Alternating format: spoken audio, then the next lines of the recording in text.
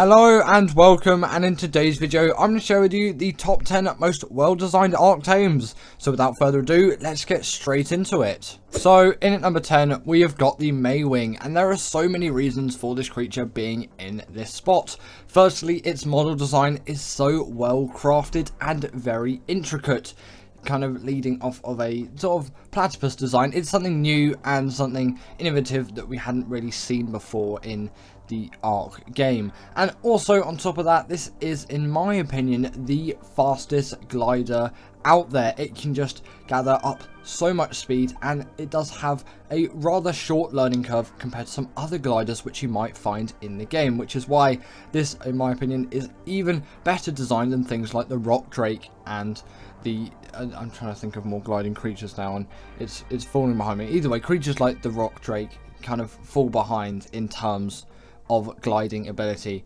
compared to creatures like the Mwing. And also this thing does act as a portable feeding trough too, and you can even steal enemy baby creatures if you want in the saddle. You can carry 4 baby creatures in it, which is pretty OP if I don't say so myself. They can also glide along the top of water, and as well as that, they can also gather berries with a belly flop, not berry flop, whatever a berry flop is.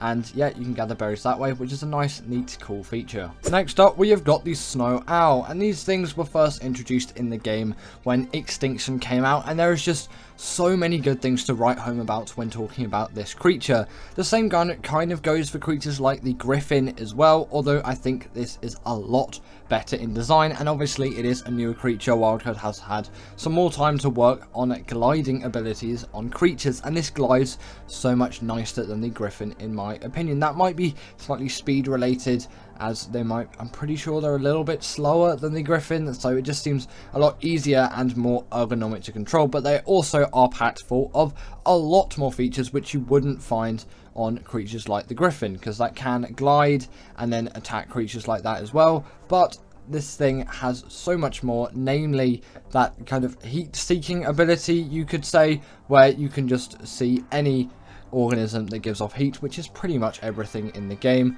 And it kind of also acts as a sort of night vision camera as well, because you can kind of see everything really clearly too, so useful in some dark scenarios if you don't already just use gamma commands, and also just for finding any given creatures or players in a PvP scenario.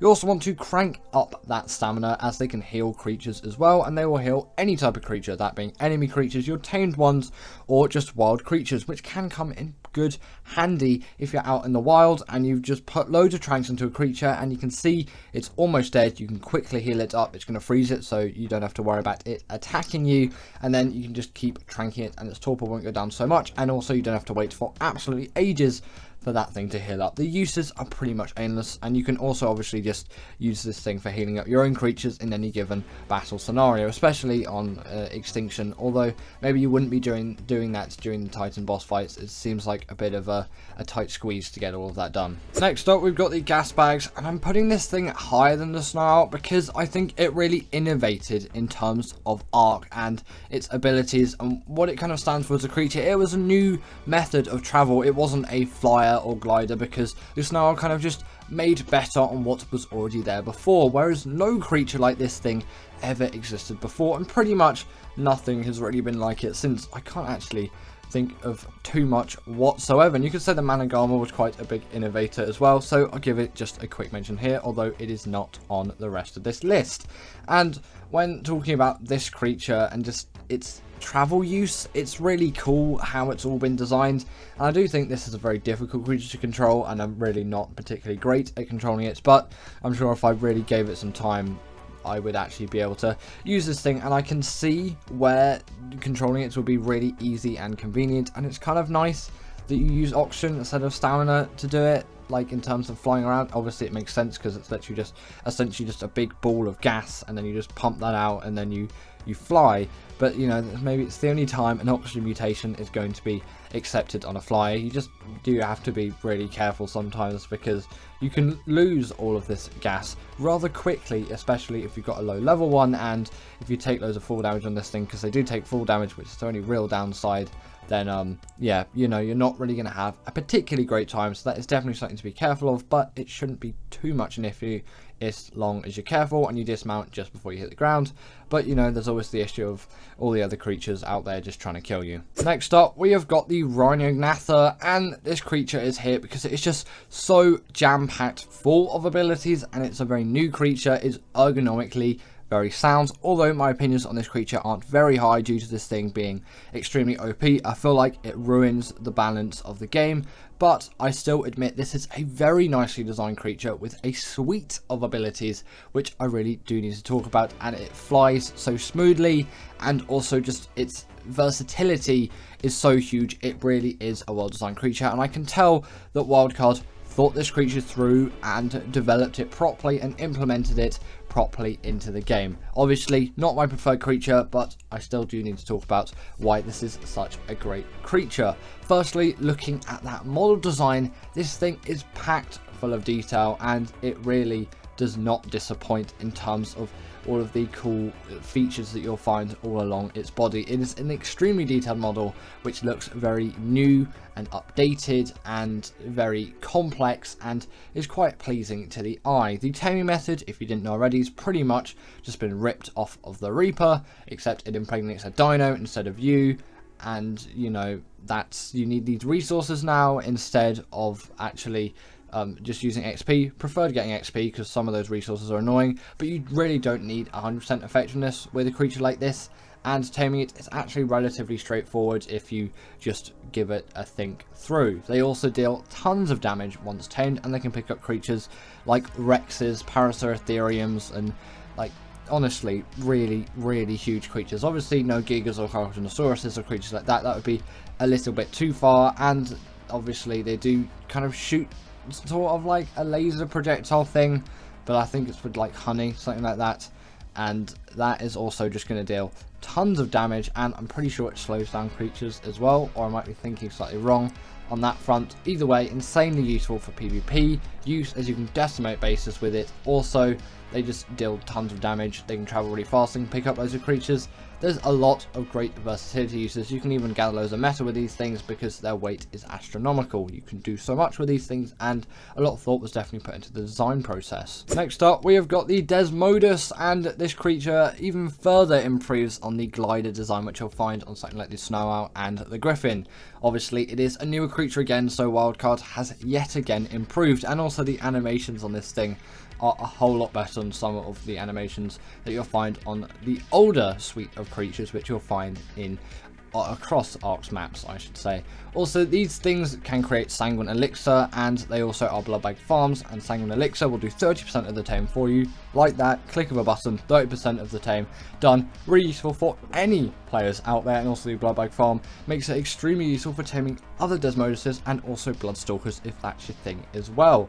They can also grapple onto any kind of wall or vertical surface, and obviously that gliding ability is going to give them tons of speed, and they really are very ergonomically sound, easy to control, and you can get tons and tons of use out of these things. They can also go invisible in the night time as well, but since I was in the Wastelands biome, I couldn't really show that off to you as there is not a night time. In at number 5, we have got the Argentavis, and this really does just go back to the roots of Ark. It is such a simple yet effective tame, and since its release I think it's seen a TLC and obviously a model update, so that just kind of falls under the TLC anyway. The original model, albeit nostalgic, is definitely a huge downgrade after this one, and the animations have been greatly improved as well. This thing can also pick up an extra creature in its mouth as well, already on top of a huge amount of creatures which it can pick up with its claws, and with paired with an Anki or a Dodic, you can really get tons and tons of use out of this thing for resource gathering, especially metal with an Anki, which especially does pair quite well considering the insane weight reduction on things like metal, crystal and obsidian which you'll find on the RG. Its saddle also does act as a portable smithy, so if you're out caving or doing anything and any of your metal tools or armor breaks, as long as you have some smelted metal ingots in that inventory of your RG, you can quickly and easily repair your stuff up, and you do not have to go all the way back to base. Also, on top of that, they do have a nice little neat regen buff where you kill something and then you eat it, you'll get a nice amount of regen and your creature will heal up quickly, which is very useful if you've just been in some sort of combat and you need to heal up quickly. Next up, we have got the Blood Stalker, and this creature is here because I think its model design is so immaculate and its insane versatility is pretty much uncompeted in the grand scheme of things. Its animations are so smooth and are just produced so well. If you didn't know, animation something like this is very, very difficult, and often horses are used as a sort of test to see how well an animator can animate, but I assure you this creature is much, much harder to animate than something like a horse because it just looks so realistic and lifelike. The main thing I do use this creature for is general underwater travel, although in this B-roll I show nothing of it. I should really update it at some point. They can also skim across the top of the water like you saw there, and you can essentially turn yourself into Spider-Man, just slinging webs across the map, and it works very well on Gen 1 obviously because that's its intended map, but it works well on a lot of other maps as well, and you're not limited like gliders are where you need elevation. You just kind of need anything to grapple onto, and obviously some elevation will greatly aid you. You can still definitely get around without all of this elevation and across flatter terrain, especially in the water because you can skim across the top of it and swim in it as well, which definitely does just benefit you generally. And also on top of all of that as well, you can see the aggros of all the creatures as well, which is really useful just for seeing everything around you. And if you have a Desmodus as well, you can tame these things up really quick and really easy. As far as I'm concerned, they're only on Gen 1 and Gen 2, so it is pretty limited in that aspect, as I know not everyone out there has those maps, but if you do have the opportunity to tame one, I really would recommend. In at number 3, we have got the Shadowman, and I'm putting this thing here as it is just so widely used and it is so packed full of abilities. I really have to put it here, and you could kind of say the Thyla deserves to be on this list somewhere. I haven't put it anywhere on the list, but you know, I guess it could maybe fit into this spot, although I'd be inclined to put it a bit further back, maybe in the former half of this top 10 list, so 6th and above, because personally the Shadowman is much better designed. Obviously it is a much newer creature, its mobility is much higher, also it does have some natural armor as well, so even though it does not have a saddle, it still does get some armor, which definitely does aid it, because that is an issue with creatures like wyverns. Also, these things are great swimmers underwater and are capable of huge damage. The bleed ability are actually allowed into bosses, which the Thyla isn't, and in packs they can go invisible, and obviously you get all those pack buffs and things like that, which really does play nicely, and you get the hydration buff too, which only the Spino, this creature, and Crystal Wyverns have as far as I'm concerned. The only real downside is their horrible tame method, but if you get a high level male and a female, then you're pretty much set and just breed them and you can have yourself some boss fighting monsters. In at number 2, we have got the Donus, and this creature is here just because it's so well designed and it has a complete slew of features which really do aid it a lot just for general art playing. And the reason why it gets the edge over the Shadowman is personally its tame method in some ways could be classified as slightly more inventive, although it had definitely been done before and the Shadowman's hadn't. Mainly what I really should say is it's a much easier tame method, and ergonomically I do prefer this creature. Also it can deal bleed damage to bosses, which no other creature can do, so in that way it is perfectly and completely unique. Also, these things are capable of gathering up an immense amount of speed, which, you know, obviously is going to be extremely useful. On top of that as well, they can jump a lot as well, which is going to aid you. They also do take no fall damage whatsoever. They have the pack buff as well, which, you know, very helpful of course, and they can kind of parkour up walls as well. Maybe not as elegantly as something like the Thyla. It's the only thing I'd really change about this creature, if they could just run up walls essentially like the Thyla and the Rock Drake can. But I think the fact that they have the pack buff, they deal bleed damage to bosses, they don't take full damage, and they still actually can climb up these surfaces, just maybe in a slightly less ergonomic way from the start, but once you get used to it, it is perfectly fine.